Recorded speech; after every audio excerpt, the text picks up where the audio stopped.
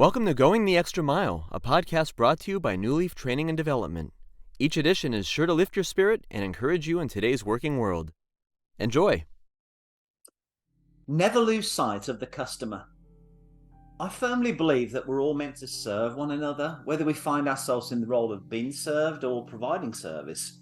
In essence, everyone is engaged in the realm of customer service, regardless of whether we're employees or entrepreneurs, as we all both receive and give service. One of the most disheartening observations I've made is how at times we lose sight of who our customers are and what they require from us. To illustrate this point, here are 3 examples. Number 1. Recently, I reached out to a local government representative to seek clarity on a specific matter that significantly impacted our business. After patiently waiting for a response for a week, I decided to follow up. The representative expressed apologies for the delay and assured me that she would provide an answer to my rather straightforward question shortly. The issue, however, appeared to be that the term shortly was never precisely defined. I allowed another week to pass and followed up once more. In response to my second follow-up, one of her assistants scheduled a phone call with me for 3 p.m. on a particular day, with the understanding that she would be the one to call me. After waiting for 20 minutes without receiving the expected call, I decided to contact her office. I was informed that the local government representative had, quote, let the afternoon slip away from her, end quote, and had forgotten to call me.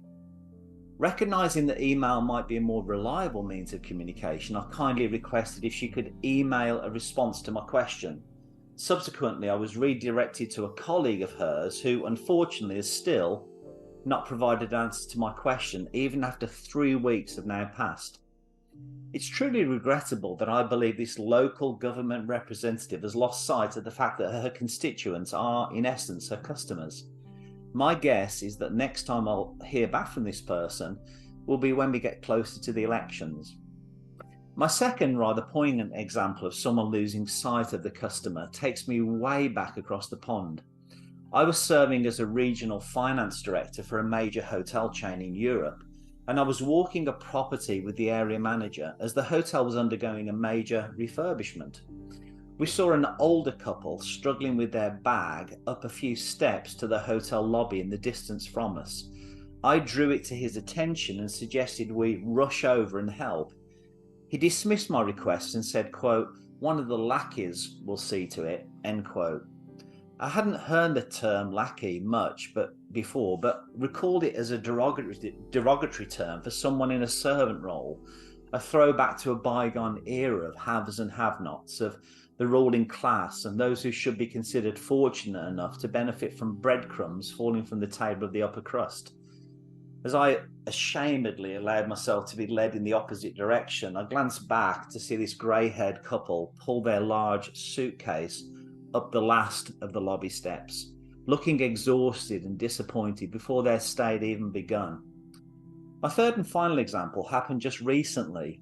Like millions of others, we now tend to let our fingers do the walking when we want to buy products. We clicked and chose 4 new countertop chairs for our kitchen. Within 2 days, they arrived, but with a thud, as they were thrown over our back gate by the delivery driver. Admittedly, it can be confusing in our new housing development where the front and back doors are, but clearly the depositor of our goods wasn't too keen to try and find out. He saw what worked for him, and over they came. Although he clearly had lost sight of the customer, we were delighted to be gifted 2 brand new chairs after reporting a minor scratch on the one that bounced around our back gate. I'm just hoping that these 3 simple examples remind us all, me included, to never ever lose sight of the customer, regardless of our role or responsibility. I hope you found that short story useful, and if you did, feel free to rate, review, and share this podcast. We'll be back next week with another episode, and we also invite you to check out our other weekly podcast, Take 5, an inspiring interview with a leader worth listening to. Bye for now.